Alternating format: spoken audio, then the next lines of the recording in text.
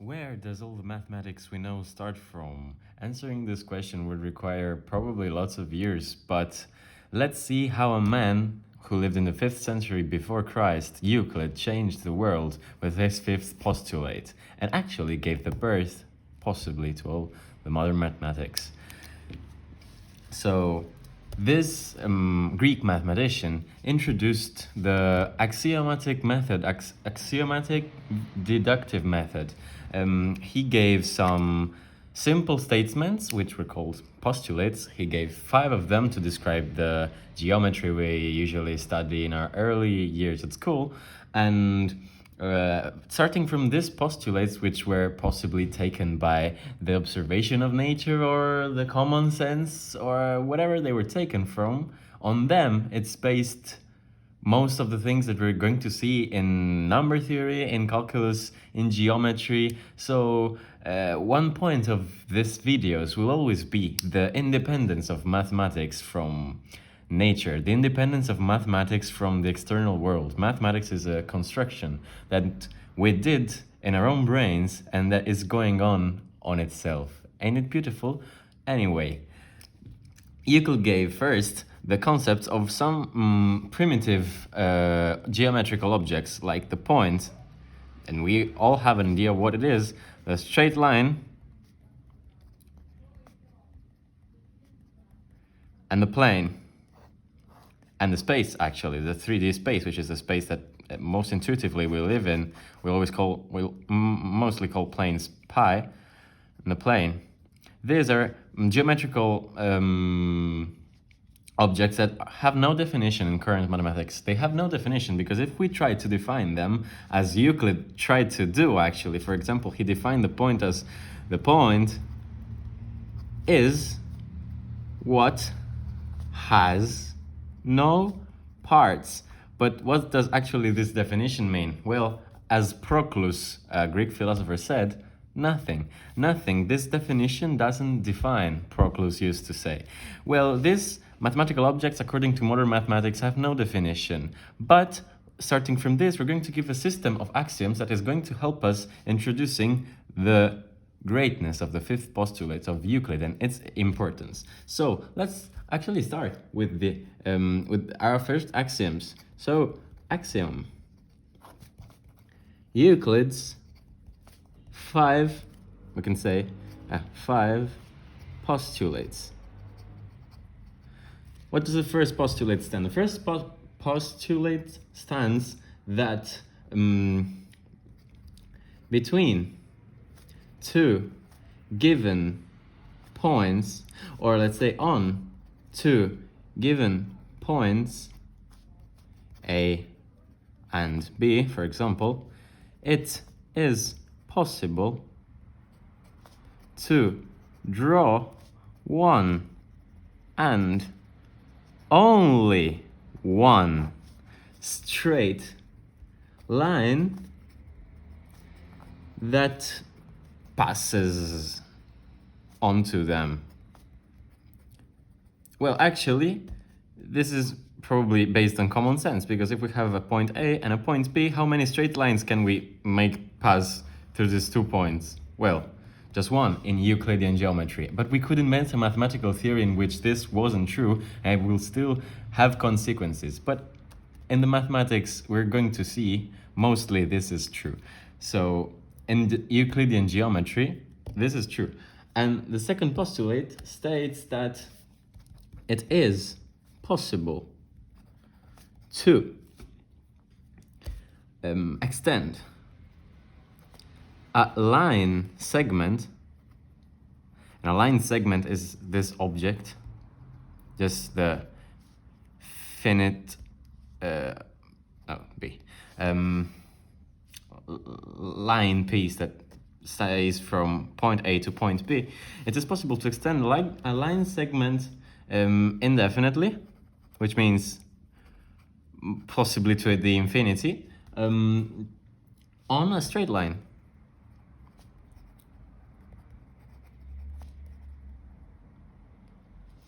And this means actually that we can like enlarge this segment and make it longer as much as we want into a straight line.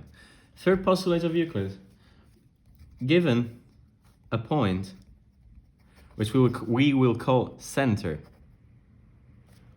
and a distance, which most intuitively is literally the space, the plane, the segment actually that stays between 2 points, and a distance, but we will define distances in a much more less intuitive way in the future probably. Given a point and a distance, it is always possible to draw a circle. And circle is the geometrical shape that we all know. So given this point and this distance, for example, d, we can draw a circle. And the distance is its radius, for example.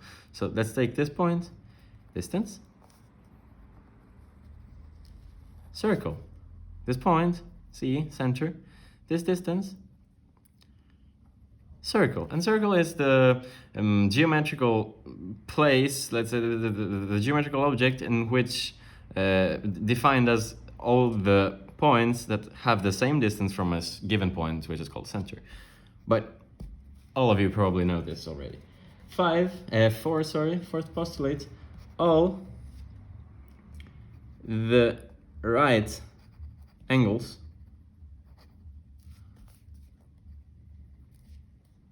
are equal to each other. Well, what does this actually mean? That, like, if we draw this straight right angle, 90 degrees, we all know, like, even if we drew like this 90 degrees, it would be a straight angle, and all the straight angles like this are equivalent, are equal to each other. Fifth postulate, which is the one that we're going to debate the most in this video, is it has like several it can be like given in several ways, but we're probably going to use the easiest one, let's say, first, and maybe we will give the more complex one, but it's still very interesting. So the modern like formalism for this axiom is given a straight line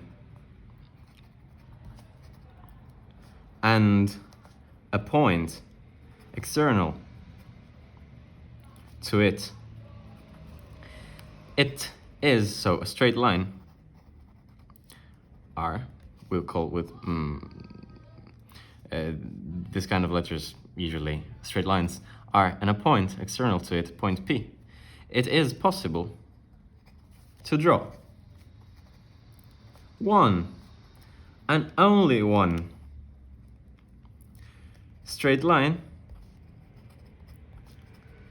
parallel to the first, to R in this case, to the first, so it must be parallel to the first, which that passes on point P.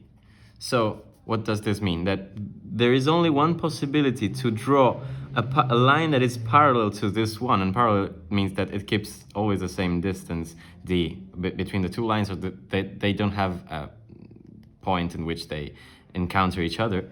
And it is possible to draw one and only one parallel line to this. But why was created a huge debate on this postulate? Well, all the four postulates, Euclid himself was a bit shy about giving this postulate in his Elements, the name of his book, because like it possibly Euclid himself had the idea that this could have been dependent on the others. But well, if this statement depends on the other axioms, this is not an axiom anymore. This is not a postulate anymore. This is a preposition. This is a theorem, maybe. I just realized that it cannot be seen. Now it can be seen, maybe. So this can be a theorem, this can be a preposition, but it cannot be an axiom.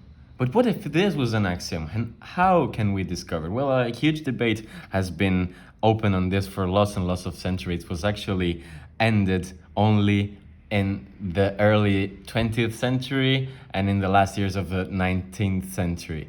But before that period, everybody was trying to prove that this was not dependent on the others, but nobody succeeded. But the most important job that led to modern mathematicians to understand the way that they could prove that this is not dependent on the others was Gerolamo Sacchieri, an Italian mathematician who in the 18th century tried to demonstrate that this depends on the others. Well, the demonstration was not successful, but it gave lots of ideas to the mathematicians that came after him. So we're going actually to see the real proof of the independence of this axiom on the others. So the proof that we're going to see is actually not very hard, but it's very interesting because it makes us understand a lot about mathematics. So what is our proof based on? First of all, if 4 axioms are let's say if the fifth axiom depends on the other 4,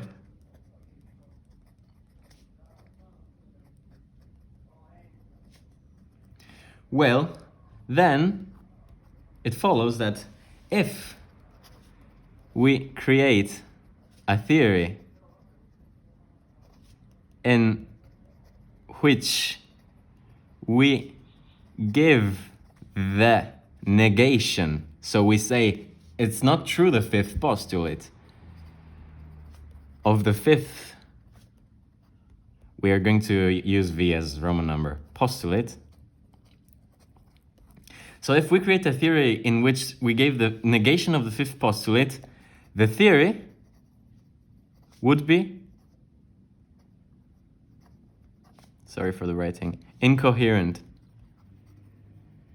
What does this mean? That if the fifth axiom actually was a theorem and not an axiom, so if it depended on the other 4, therefore, if we created a theory, a geometrical theory, in which the negation of the fifth postulate, so it's not true anymore that we can only draw one parallel line to this passing for this point. This is not true anymore.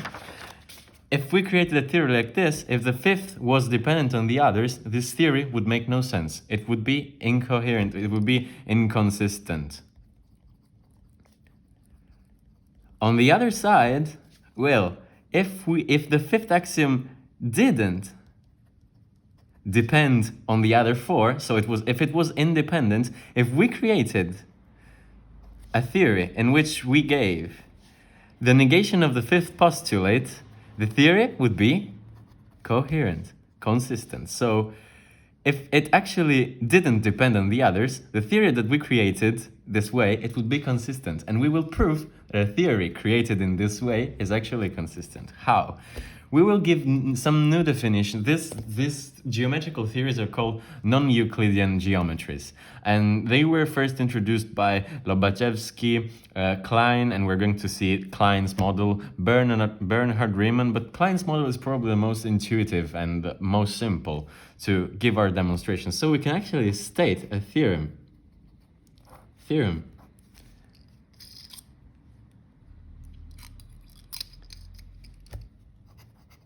The fifth postulate is independent from the other 4. And we can actually give a proof of this. Let's see. So first, let's actually cancel the brackets because this is the statement of the theorem. So we can put like this. The fifth postulate is independent from the other 4. Of course, we're talking about the Euclid postulates. How can we prove this? Well, actually, the proof is simple. So we are going to use Klein's model, as we already said, and we're going to define our plane. Our plane will be a circle. Our plane will be a circle, but this circle doesn't include the circumference of it. So it's just an open set, we would say, in topology, but we're going to see this later in our videos. So we have the plane, which is this circle, and on this circle we have the point, which remains the point that we already know, the point. Point A, point B, and we have a line. Well, the straight line will be just a segment that starts from a part of a circle and ends to the other parts of the circle, because this cannot continue any further than this, of course. And then our parallel lines, and remember this, our parallel lines will be, as always, two lines that don't meet in any point. So for example, in this set, a line like this would be parallel to this because they don't meet in any point. But you're going to see very early. So what's the point of our proof? We're going to prove that, we can write just proof. We're going to prove that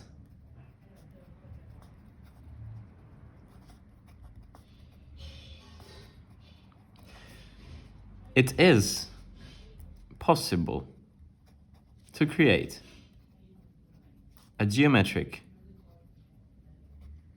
theory, consistent, of course it has to be consistent, in which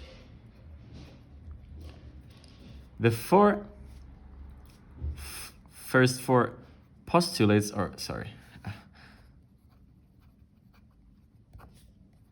are true, and the fifth, the negation of the fifth is true, as we said. If we manage to do this, so if we find this theory,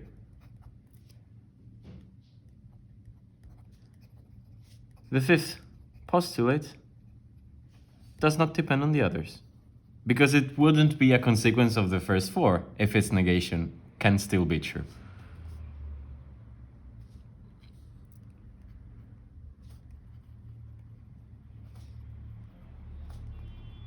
So the theorem will be proved. So let's start. Let's check. Is the first postulate valid? Well, what did he say? That we can draw a straight line, and only one straight line from the point A to point B. Yes. First postulate, remember, is still true. Second postulate, is it possible to expand a line indefinitely through a straight line? Well, we actually have to make it more clear here. Since this has no circumference, it's actually an open set, we said. So this has no defined border. So if we have point A and point B, and let's zoom the circle for a moment, we can extend this line segment as much as we want, because we will never reach the border since it has no border actually. So there is the possibility of extending this segment as much as we want. So the second postulate is still true. And the third postulate, is it possible to draw circumference on this plane that we drew, given a point, and given a point and a distance, is it possible? Yes, it's pretty much always possible to draw it. So the third postulate is still true. The first postulate, are all right angles equal to each other? Yes, they are. In this. The fifth postulate, is it true?